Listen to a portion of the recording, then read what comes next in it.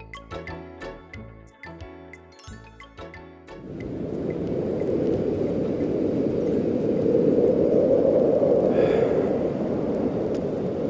February, guys.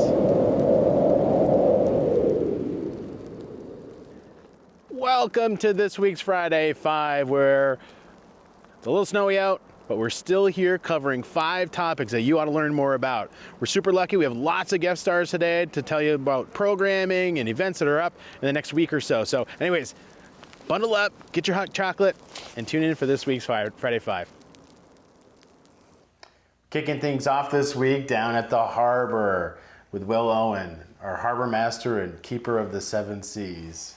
If you've been on a boat out in in Casco Bay, you've probably run across Will, but you may not know what he does. So we're inviting him to sort of share what he's doing for the town and some exciting new course that's popping up this winter. Awesome, great to have you guys down here. My name's Will Owen. I'm the harbor master for the town of Yarmouth. I'm also the shellfish warden. So we oversee all the waterfront access points in Yarmouth. We have the Royal River down here at the town landing. We also have Madeline Point out off Cousins Island, Wharf Road off Cousins Island, where the CTC ferry goes, the Little John Pier, and we have some other sites like the Old Town Landing off Princess Point Road that we help monitor, as well as the waterways and the clam flats. So that's kind of the purview of what I deal with most days of the week. Yeah, and as the days get a little bit longer and a little sunnier, your job changes a little bit, doesn't it? Yeah, you know, we're pretty much hit the ground running once the docks are in the water and the boats start moving. This time of year, we're doing all our mooring renewals, license allocations for shellfish, dealing with DMR stuff for any aquaculture stuff going through, budgetary stuff. So we're moving forward. We also got a boating course coming up. We're looking to do a boating course on the 25th of this month. We're gonna be holding it at the Public Safety Building. The state of Maine passed about a year ago a requirement that anyone who was born January 1st of 1999 or after has to take a boater safety course to operate a boat in the state of Maine. So we're trying to offer one here. It's great. In town. Well, everybody can close their eyes and think that it's 82 degrees and sunny and ready to be out on the boat. So that's exciting stuff. So how can people sign up for that? You can sign up, go on the website, and you can grab my email off the harbor page. You can also contact the police department, talk to Olivia. We also have it running through community services, so they're also taking a list for us. The course is free. We're offering it the week of school vacation, and I'm going to try to offer a second one later on in the season when we get closer to the boating. It's amazing. Great work, Will. Thanks again for having us, and we're on to the item number 2.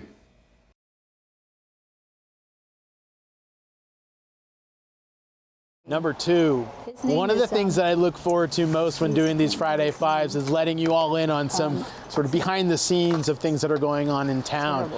As we've seen on social media, and you probably noticed yourself driving down Main Street, former Handy Andy's space looks a little bit different these days. We've got a really great Mexican restaurant coming this fall, but there's also some Asian antiquities. It's kind of confusing. Let's learn a little bit more about it. I'm here with a pretty familiar face if you've spent any time in Yarmouth, Tam Bickford.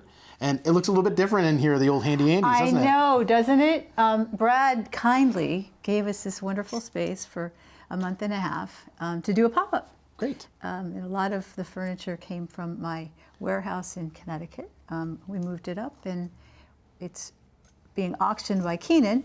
And it's been a very successful auction so far.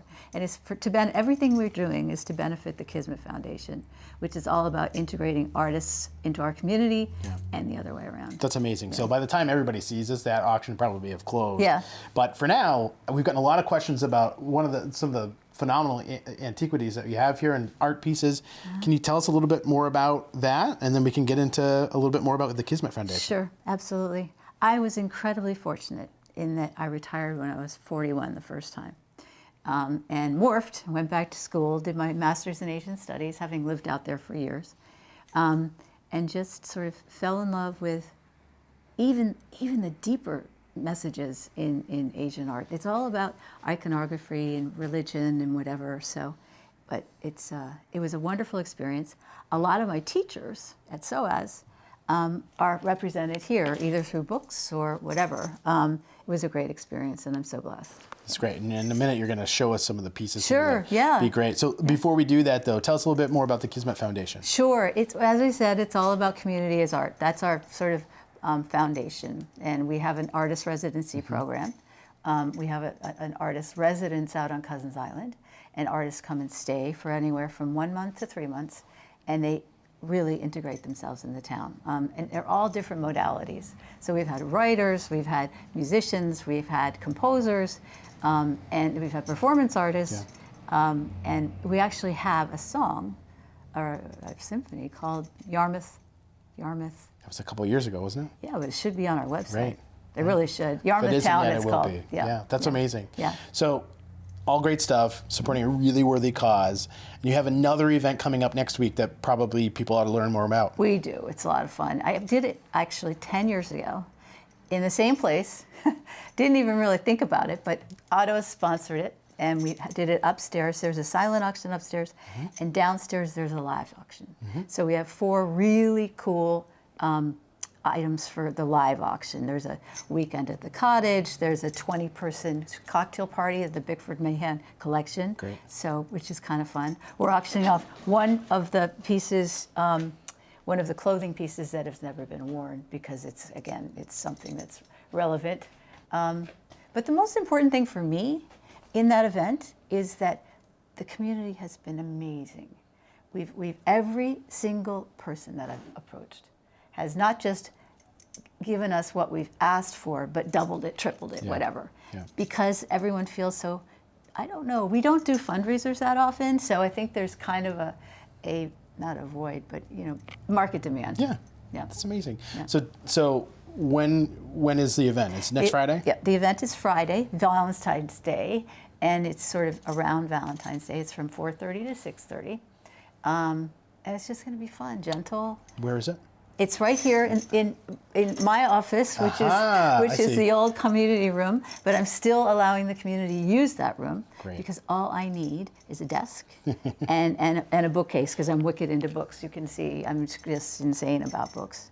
And it's very important to put all of these things in perspective, and they're great books to do that. So we've got another great event happening on Main Street next Friday. Yes, that's amazing. Absolutely, it's going to be really, really fun and gentle. There's nothing. We're serving, prosecco and sweets. So it's for Halloween. I mean, for Valentine's How Day. romantic, Tam. Yeah, love it. This was our first artist in residence, George Mason, based in Nobleboro. Just a most fantastically generous, wonderful man. We love him. This piece here is in the library. It's like 8 by 10. It's huge in the hallway going up. The first Kismet, we also went to Connecticut. And when I moved up here, I decided it was a non-for-profit, because it needed to be a non-for-profit. If you're doing this kind of educational impact, it's very expensive. It's hard to support. But if you're a non-for-profit, people do support you in a different way. So that's really important. This is an artist by the name of Min Wei-ong. He's a leading artist in Burma. I have a number of his pieces, some very large canvases, and they're very expensive too, but they're really unique and different, and it's amazing that they come out of Burma, because you would think that it would be, obviously they're monks and whatnot. His light is fantastic. But if people come on the 14th, you'll see some really monumental size of his work. This is one of my favorite pieces in the shop. It's Anne McLeod, who was an artist who unfortunately has passed, but she was a fabulous pastel artist, quite well known in this neck of the woods. And it's of handies. So it's very relevant to where we are today. And this is one that was a corner store. As you can see, it says Andy's Handy Store on it. So growing up, we called it Handy's, but it really was Andy's Handy Store. And Joy Burdick, who lives here still, I think it was his grandfather that was involved in this store. So it's another one of those stories of heritage of the town and people. Yeah. Number 3, I'm here today with Scott Couture, who's the town's tree warden. And for a long time, trees have been a really vital piece of what makes Yarmouth, Yarmouth, right? Absolutely. Our tree canopy in Yarmouth is well protected and well respected by everyone in our community. A lot goes towards the work that Scott does, members of our tree committee, other committees that are really focused on making sure that we have a healthy tree canopy. So that's great. So tell us a little bit more about what you do here with the town. Well, what I do mostly is manage the tree care for the town trees. So the street each street in town will have a section that is what's called a right-of-way, and there'll be some trees located in that right-of-way, so it's my job to make sure those trees are cared for properly, replaced if necessary, pruned if necessary, so that we can keep them safe and we can keep them beautiful for our community. That's amazing. Now, February and the start of February, as I understand, is sort of the start of the brown-tail moth season, and I don't think anybody are well aware of the impact the brown-tail moths have within the community. So can you tell us a little bit more about what people should be looking out for and sort of what they might be able to do to combat those? Absolutely. These nests have been in the trees since the fall, but it's easiest to see them in the wintertime when there's no foliage to kind of obscure the view. What you're looking for is a small triangular whitish gray nest, and it would be in the very apex of the tree, right in the crown.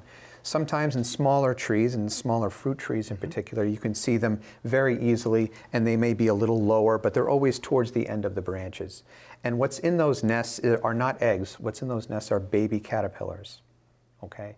And we want to identify those as quickly as possible so we can decide on a proper treatment for that problem. So folks who are interested in learning more about what they can do at their own homes, what we're doing here at the town of Yarmouth, Scott and his team have done a phenomenal job of providing some information. We're going to have a link down below for more information. You can check that out. But with that, Scott, thanks for the work that you do. And yeah, absolutely. And if anyone has any questions, especially in regards to how to identify them or what treatments are available, I'm more than happy to answer those questions and meet with you if necessary. And you can contact me through the website, and I do have an email address in that. Yep, that's amazing. Anyway, thanks again for what you do, and we're on to the next item. Great, thank you. Number 4, in the spirit of arts and culture here in Yarmouth, I'm joined by Emily Plaschke, who runs the library gallery for Yarmouth Arts Alliance here on the second floor. Yes. And it's so beautiful and colorful. Thank you. There's got to be a reason for that, right? This is a fun exhibition. It's the 3rd year doing it.